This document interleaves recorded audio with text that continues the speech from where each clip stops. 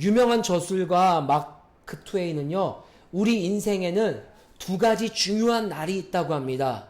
첫 번째 중요한 하루는요, 우리가 태어난 날이 중요하다고 말하고요. 그리고 또 하루 중요한 날은요, 태어난 이유를 안 날이라고 말하고 있습니다. 상당히 설득력 있지 않습니까? 우리 인생이 중요한 날인데 내가 태어난 날과 그 태어난 이유를 안 날. 세상 사람들은요, 태어난 날을 기억합니다.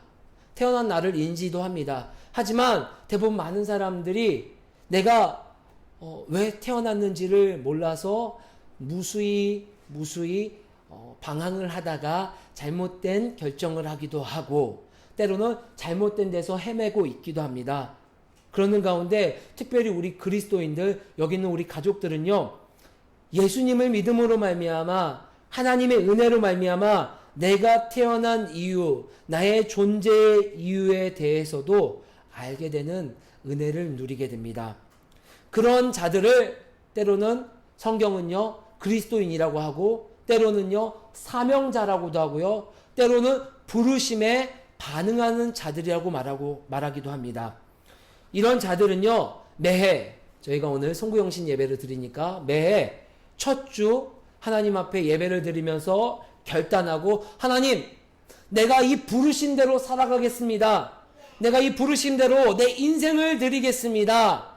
라고 반응하며 작심삼일하는 것이 아니라 부르심을 명확히 알고 있기 때문에 내가 존재하는 이유를 명확하게 어떠한 것인지는 모르지만 그래도 큰 그림으로, 그래도 그림자는 알고 있기 때문에 매일매일이 내 인생에 가장 소중하고 가장 중요한 날이 됩니다. 왜 그럴까요? 내가 존재하는 이유를 알고 있기 때문입니다. 여러분, 누군가가 여러분을 불러서 야, 너 일로 와봐. 그래서 저 산 위에 올라가서 저 나무를 끝없이, 수많은 나무를 끝없이 도끼질을 해서 라고 말하면요, 여기 있는 저를 포함한 대부분은요, 그 나무 베는 거를 몇 시간 하지 못하고 포기할 겁니다. 왜 그럴까요? 나무 베는 이유를 알 수 없기 때문이에요. 그런데 여러분들을요, 불러서 저 바닷가로 나가서 야, 우리가 이제부터 힘을 합쳐서 저 멋진 배를 만들 거야. 우리도 저 배를 만들어서 우리가 꿈꾸는 저 먼 곳으로 항해를 향해 나아갈 거니까 우리가 이제부터 힘을 합쳐서 이제 나무를 베서 이 나무 벤 것 가지고 배를 만들어서 함께 여행을 떠나자 하면, 여러분들은 나무를 베는 이유를 알기 때문에 그 나무를 끝까지 함께 뵐 수 있을 것입니다. 그것을 앞서 말했지만 그 목적을 교회에서는요, 미션이라고 합니다. 그것을 다른 말로 사명이라고 합니다. 다른 말로 부르심이라고 합니다. 사명은, 이 부르심은요, why, 왜라는 질문이 수반됩니다. 부르심은요, 꼭 왜라는 질문이 수반됩니다. 내가 왜 태어났지? 내가 왜 여기 있지? 이 교회가 왜 이 사역을 하지? 단순하게 이 교회가 어떠한 사역의 활로를 뚫기 위하여서 다문화 친구들에게 독서 모임을 제안하고 멘토를 하는 것은요, 왜가 빠진 거예요. 왜 이 교회가 하는 것인지에 대한 답이 없으면요, 우리는 미션이 아니라 비전, 그냥 되는 것에 급급하는 것입니다. 되는 거. 나는 그냥 훌륭한 목사가 될 거야. 나는 선교적인 교회가 될 거야. 나는 어떠한 교회에 어떠한 규모가 있는 곳에서 평생 안정적인 목회를 할 거야. 되는 것. 되는 것에는요, why가 필요하지 않습니다. what, 무엇이 필요한 겁니다. 나는 이런 사람이 될 거야.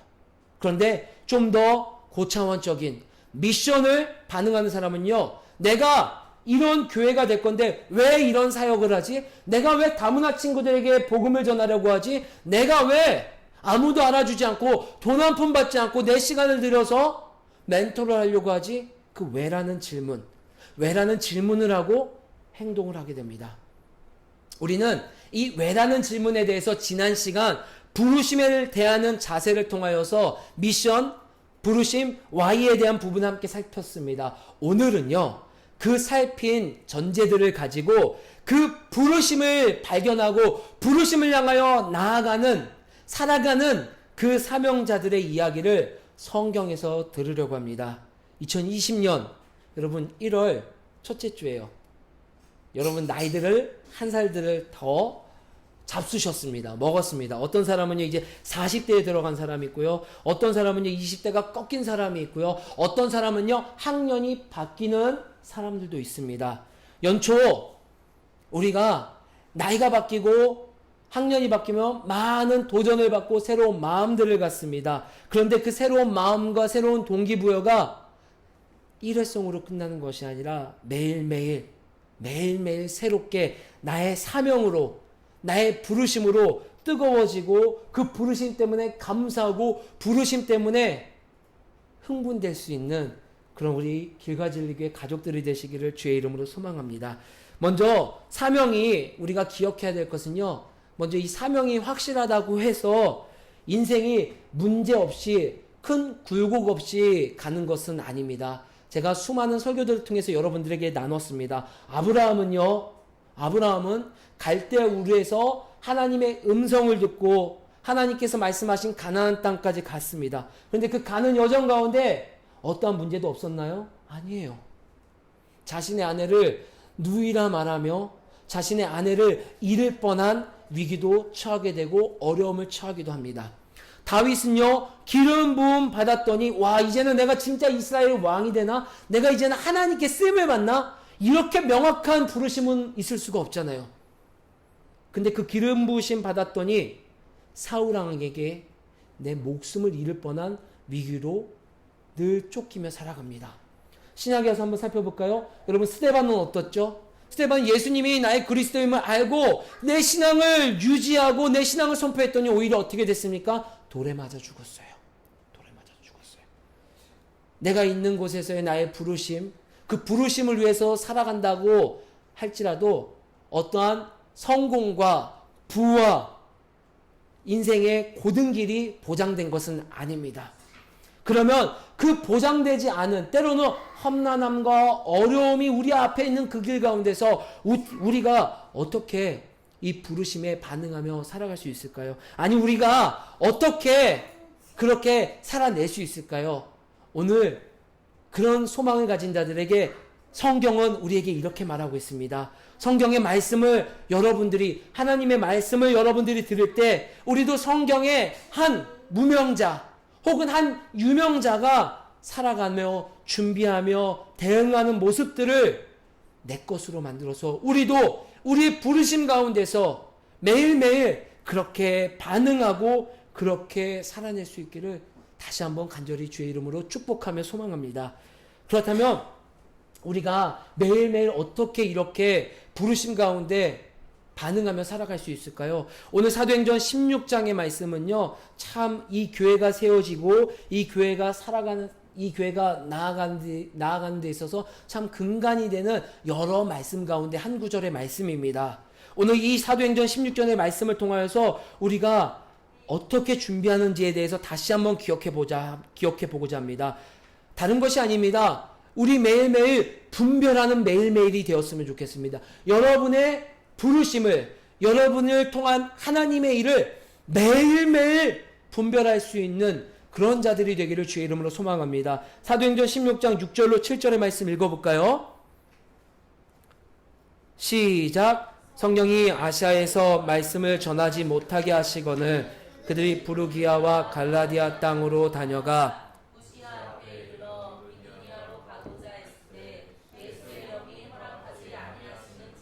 아멘.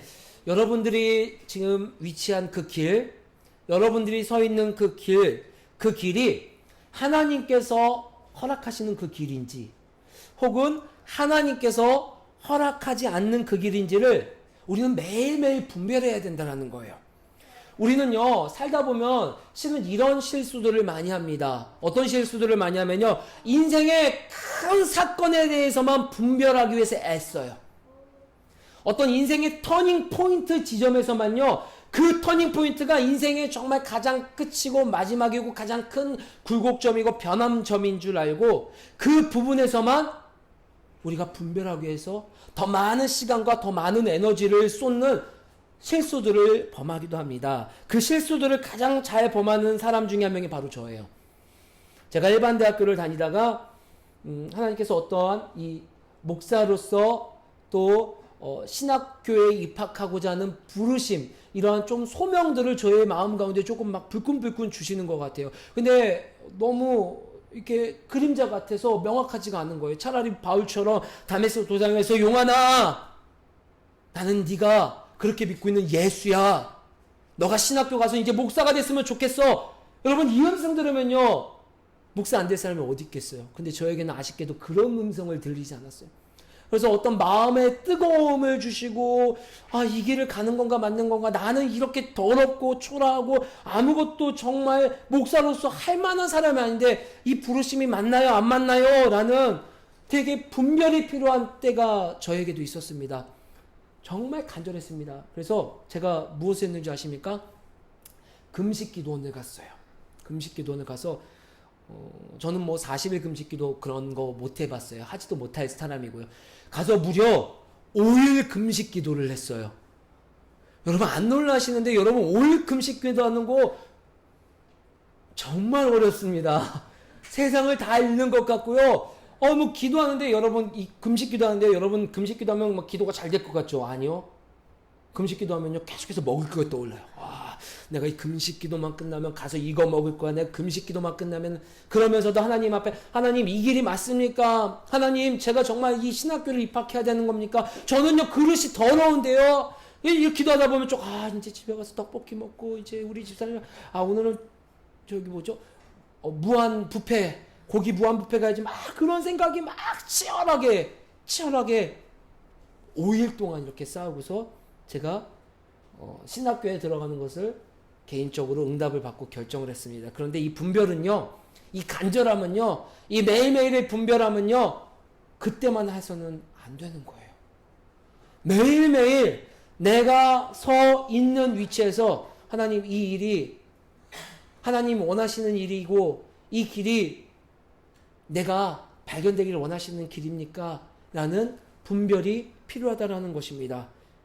근데 이 분별의 자세를 갖느냐 안 갖느냐는요, 갖느냐 안 갖느냐라는 그 마음이 있을 때는요, 그 결과가 실은 눈에 보이지가 않아요. 그래서 때로는요 우리는 잊어버려요. 그래서 너무나도 무의식적으로, 너무나도 자연스럽게 그냥 진행하고 그냥 갑니다. 여러분 오늘 예배 어떤 마음으로 오셨어요? 52주 중에 한 번의 예배로 오셨습니까? 아니면 오늘도 귀한, 나에게 가장 중요한 주의 날, 또 로즈 데이, 그 날에 마음으로 오셨습니까? 어떤 마음을 가졌는지는 여러분들이 지금 예배를 들어도, 당장 전문을 나간다 할지라도 어떤 결과가 눈에 보이지 않아요. 귀찮은데, 예배드리지 않으면 찝찝하고, 예배드리지 않으면 뭔가 저주받을 것 같으니까, 교통사고 나갈 것 같으니까 예배 와도, 여러분 전문방 나가도 당장 교통사고가 나지 않고 저주를 받지 않습니다. 그런데도 우리는 하나님의 말씀에 귀를 기울일 필요가 있습니다. 왜냐? 분별의 자세를 갖느냐 갖지 않느냐, 때로는 그 결과가 천지 차이의 결과로 우리에게 말씀해주고 있기 때문입니다. 여러분, 이스라엘의 첫 번째 왕은요 사울입니다. 성경은요 사울을 이렇게 그리고 묘사하고 있습니다. 이스라엘에 있는 모든 12지파의 모든 백성들보다 준수하고, 이스라엘에 있는 모든 사람들보다 키가 어깨보다 하나 더 높은 사람이라고 말하고 있습니다. 그러니까 실제 오늘 보면 엄청 거대하고, 누가 봐도 리더감이고, 누가 봐도 왕감인 그런 사람이 사울입니다.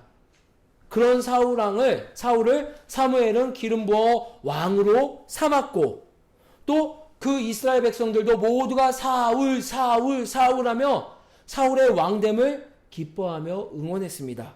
그러나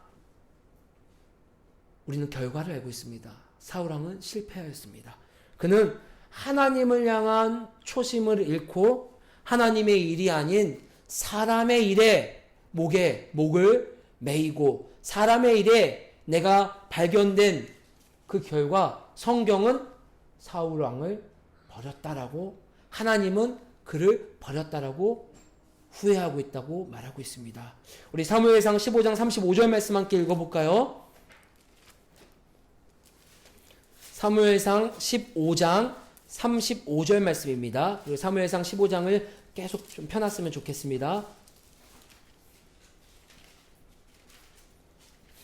사무엘상 15장 35절 말씀 우리 함께 같이 한 목소리로 읽어보겠습니다. 시작. 사무엘이 죽는 날까지 사울을 다시 가서 보지 아니하였으니 이는 그가 사울을 위하여 슬퍼하였음이었고 여호와께서는 사울을 이스라엘 왕으로 삼으신 것을 후회하셨더라. 아멘. 결국 하나님은 사울을 버리셔요. 그런데 여러분, 이 장면을 한번 생각해 봤으면 좋겠어요. 하나님의 음성을 들어요. 야, 내가 사무엘아, 내가 이스라엘의 초대왕 사울왕을 세운 걸 너무너무 후회한다. 너무너무 후회해. 내가 걔를 왜 세웠는지 너무너무 마음이 아프고, 그리고 사무엘아, 내가 걔를 버릴 거야 라는 이 음성을 사무엘이 들었을 때, 와, 하나님, 좋아요. 저도 정말 일상의 용어로 제가 표현하는 거예요. 여러분 오해하지 마세요. 하나님, 저도 정말 그 녀석 눈에 가시 같고 자다가도 그 녀석만 생각하면은 심장이 벌떡벌떡 뛰고 잠이 오지 않는데, 하나님 잘 됐네요. 그 녀석 버리고요, 새로운 왕 세워주세요. 여러분, 그런 마음으로 사무엘이 그 사건을 목도했을까요? 아니에요. 35절 말씀에서도 분명히 말하고 있어요. 슬퍼하고 있어요. 야, 내가 하나님의 음성을 듣고 기도하면서 사울을 왕으로 삼았는데, 그것도 이스라엘의 첫 번째 왕인데 이렇게 왕을 버림받는다고? 내가 혹시 실패한 건가? 혹시 내가 음성을 잘못 들은 건가? 혹시 내가 여기 이 길이 잘못된 길인가? 오만 생각이 들었을 것 같아요. 저는요. 그러는 가운데 하나님은 새로운 음성을 사무엘에게 들려주십니다. 16장 1절 말씀 같이 들어볼까요? 시작. 여호와께서 사무엘에게 이르시되 내가 이미 사울을 버려 이스라엘 왕이 되지 못하게 하였거늘 네가 그를 위하여 언제까지 슬퍼하겠느냐? 너는 뿔에 기름을 채워 가지고 가라. 내가 너를 베들레헴 사람 이새에게로 보내리니 이는 내가 그의 아들 중에서 한 왕을 보았느니라 하시는지라. 아멘. 아마도 사무엘은요, 하나님의 이 새로운 음성을 듣고서 하나님, 제가 이제요 여전히 슬픈 마음은 있지만 제가 하나님의 뜻을, 하나님의 일을 이번에는 제대로 분별해 보겠습니다. 제대로 분별해서 하나님이 원하시는 왕, 하나님이 필요하신 이스라엘 왕을 뽑아 보겠습니다. 하나님, 저 도와주세요. 하나님, 이끌어 주세요 라는 마음으로 결심하며 이새에게로 향했을 것입니다. 그런데 여전히 사무엘은요 분별에 실패합니다. 6절 말씀, 16장 6절 말씀 시작. 그들이 오매 사무엘이 엘리압을 보고 마음에 이르기를 여호와의 기름 부으실 자가 과연 주님 앞에 있도다 하였더니. 아멘. 여전히 사무엘의 눈에는요 사울과 같은 왕이 진짜 왕으로 보이는 거예요. 용맹하고 이새의 아들들 중에서도 그래도 왕감으로 보이고, 사울처럼은 아니지만 그래도 준수하고 뭔가 조금 왕 같아 보이는 사람이 여전히 사무엘에게는요 왕으로 보이는 거예요. 그리고 엘리압이라는 사람을 여전히 마음에 들어하고 주님께 묻습니다. 이 주님, 이 엘리압이 왕이죠? 왕될 만한 그릇이죠? 제 눈이 틀리지 않았죠? 주님, 이 사람 왕 맞죠? 라고 하나님 앞에 묻습니다. 7절 말씀 시작. 여호와께서 사무엘에게 이르시되 그의 용모와 키를 보지 말라. 내가 이미 그를 버렸노라. 내가 보는 것은 사람과 같지 아니하니 사람은 외모를 보거니와 나 여호와는 중심을 보느니라 하시더라. 아멘. 여호와는 중심을 보십니다. 여기서 우리는 지혜를 얻을 수가 있어요. 여러분이 하는 일이 하나님께서 허락하시고 하나님의 일인지 아닌지를 분별할 수 있는 그 지혜가 성경 곳곳에 기록되어 있지만 오늘 사무엘을 통해 우리에게 말씀하고 있습니다. 사람은 외모를 보거니와 하나님은 그 일을 대하는 마음의 중심을 보신다라고 말하고 있습니다. 여러분이 발견되고 싶은 그곳이 하나님의 일이기를 원하십니까? 그러면 그곳을 향한 여러분의 마음을 살펴보시길 바랍니다. 내가 이 일을 하려는 진짜 동기가 무엇인지, 마음의 중심인지를 매일 주님 앞에 묻는 거예요. 분별하는 거예요. 우리가 하나님의 일에 동참하길 원하는데 하나님 이게 하나님의 일 맞아요? 이게 하나님의 일인 것 같고 제가 열심을 내고 돈을 빚을 내면서 내 에너지를 드리고 싶어요. 하나님의 일 맞아요? 라고 묻기 전에 그 일을 대하는 내 마음의 동기가, 마음의 자세가 무엇인지를 오늘 사무엘을 통하여 우리에게 좀 더 자세히 설명해 주고 있는 거예요. 매일매일 무엇을 새롭게 발견하셔야 됩니까? 그 일을 대하는 마음의 동기가. 죄가 아닌 모든 일들은 하나님께서 계획하시고 이끌어시는 가는 그 과정 가운데 우리가 발견되는데 그 일을 바라보는 내 마음이 사람처럼 다른 어떤 것이 이 일을 결정하고 하게 하는데 나에게 큰 역할을 한 것인지 아니면 정말 이 마음이 주를 위한 마음인지를 분별하라고 말하고 있습니다. 여기서 질문 하나가 생기더라고요. 도대체 왜 이렇게 분별해야 되지? 하나님의 일은 명확하게 우리에게 주어졌다면 하나님 끝까지 그 일을 바라보며 가야 되는 것이 하나님의 일 아닙니까? 하나님의 자녀들의 모습 아닙니까? 근데 뭘 이렇게 매일매일 하나님의 일인지 아닌지를 분별해야 됩니까? 라는 질문이 저에게 생기더라고요. 그런데 그 질문 가운데 한 기사를 보았어요. 청년들, 청소년들의 꿈을 코칭하는 강사의 한 꼭지, 한 칼럼을 보았습니다. 하나님의 일이 아니라 한 칼럼에서 그 꿈을 대하는 이런 모습을 보았어요. 여러분, 동사는 생동감이 있으며 역동적입니다. 반면에 명사는 이미 존재하고 있는 사건의 일반화입니다. 그런 의미에서 여러분 젊은 친구들, 청소년 여러분, 청년 여러분, 여러분들의 꿈이 직업이 되어서는 안 됩니다. 직업은 명사입니다. 명사들의 집합이 여러분의 목표가 되고 여러분의 꿈이 되는 순간 여러분은 정체되고 여러분은 또 하나의 기성품이 될 뿐입니다. 여러분은 직업을 꿈꾸는 것이 아니라 동사인 여러분의 꿈을 꾸기 위해서 한 걸음 한 걸음 나아가세요 라는 한 강연, 한 글을 보면서 저에게 큰 인사이트를 주시더라고요. 하나님의 일의 성격은요, 하나님의 일은 명사가 아니라 동사입니다. 오늘 본문에서 살피겠지만 하나님의 일은요, 야, 너 오늘 내가 이 일을 할 거니까 이 일 해 라고 이 일이 우리 주님 앞에 있을 때까지 쭉 고정돼서 가는 것이 아니라 늘 움직이고 늘 변형된다라는 것입니다. 그런 맥락에서 하나님의 일을 저는 동사라고 표현해도 된다라는 마음이 들더라고요. 또 고정이 아니라 가변형, 움직이면서 일하시는 분이다라고 말을 할 수 있다라고도 생각이 들더라고요.